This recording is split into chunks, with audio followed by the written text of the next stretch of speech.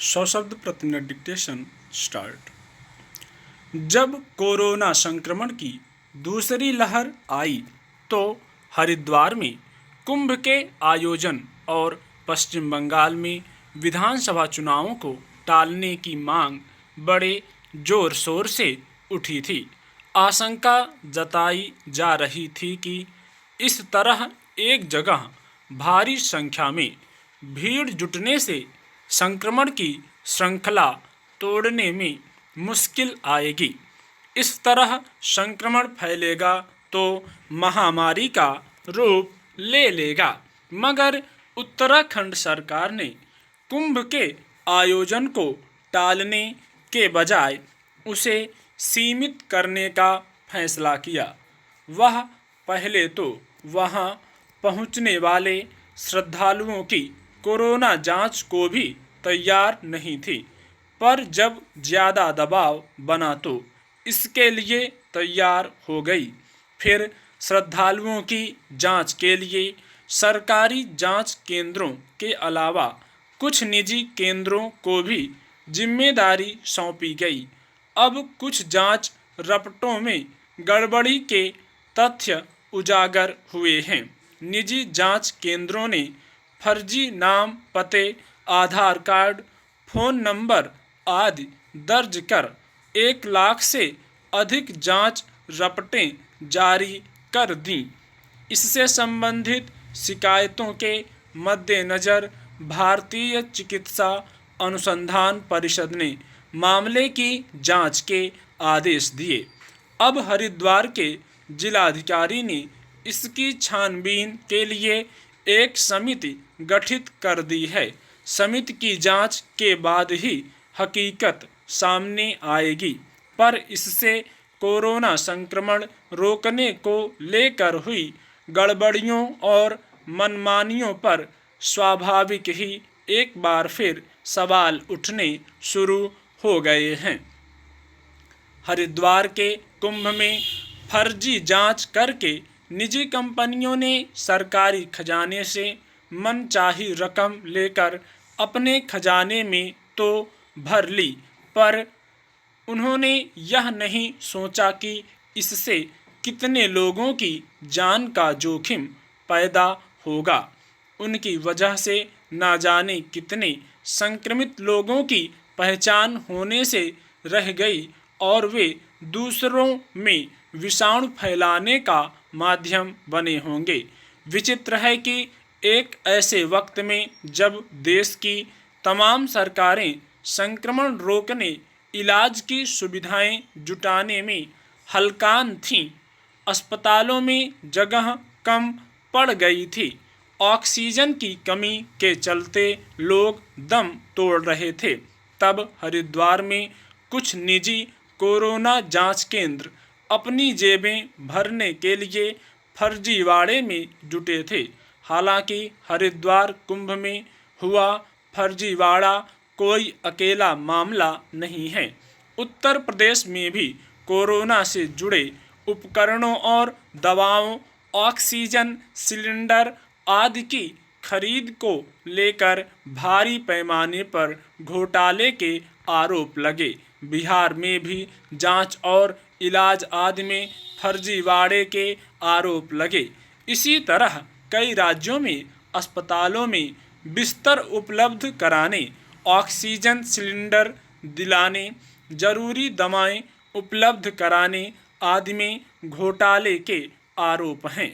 अनेक दवा विक्रेताओं को दवाओं के अवैध भंडारण और मनमानी कीमत पर उन्हें बेचने के आरोप में गिरफ्तार किया गया। मानवीय तकाजा है कि आपदा के समय लोग एक दूसरे की मदद करें। इस महामारी के दौर में बहुत सारे लोगों ने व्यक्तिगत और सांगठनिक स्तर पर सराहनीय काम किए, जिससे सरकारों को इस समस्या से पार पाने में मदद भी मिली। मगर जिन्हें सिर्फ अपनी जेबें भरने की चिंता होती है, वे भला किसी की जान की भी परवाह कहाँ करते हैं। अब मध्य प्रदेश से खबर है कि वहाँ के कई शहरों में कोरोना काल में धड़ाधड़ अस्पताल खुल गए, जिनमें जरूरी सुविधाएं तो दूर, चिकित्सा कर्मी तक नहीं थे। एक ही डॉक्टर का नाम कई अस्पतालों में दर्ज था। वहां किस तरह लोगों का इलाज हुआ होगा, अंदाजा लगाया जा सकता है। जब तक ऐसे लोगों के खिलाफ कड़ी और सबक याद रखने वाली कार्रवाई नहीं की जाती, मानवीय तकाजों को तार तार करने की प्रवृत्ति पर रोक लगाना मुश्किल बना रहेगा। अंतर्राष्ट्रीय पटल पर अमेरिका और रूस को आमतौर पर स्वाभाविक प्रतिद्वंदी के तौर पर देखा जाता रहा है। शायद ही कभी ऐसा वक्त आया हो जब किसी आकलन में यह बताया गया कि दोनों देशों के बीच संबंध सौहार्दपूर्ण और दोस्ताना हैं। विश्व स्तर पर शक्ति संतुलन के मैदान में दोनों ही खुद को सबसे बड़ी ताकत के तौर पर देखे और माने जाने के लिए हर वक्त जतन करते रहते हैं। इसी क्रम में अक्सर ऐसा हुआ है जब तलखी एक हद को पार कर गई और दुनिया को लगने लगा कि अगर हालात को समय रहते संभाला नहीं गया तो बड़ा संकट खड़ा हो सकता है, जिसमें बहुत सारे देशों को नाहक ही उलझना पड़ेगा और उसके खामियाजे भी उठाने होंगे। इस लिहाज से देखें तो बुधवार को जनेवा में अमेरिका और रूस के राष्ट्रपति के बीच हुई बैठक को बेहद अहम माना जा रहा है।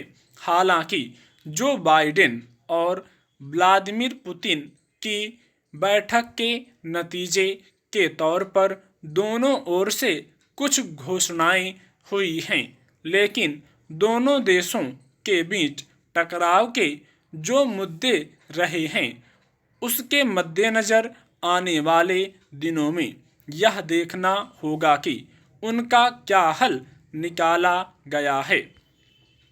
दरअसल पिछले कुछ समय से रूस और अमेरिका के बीच लगातार तनाव बना हुआ था।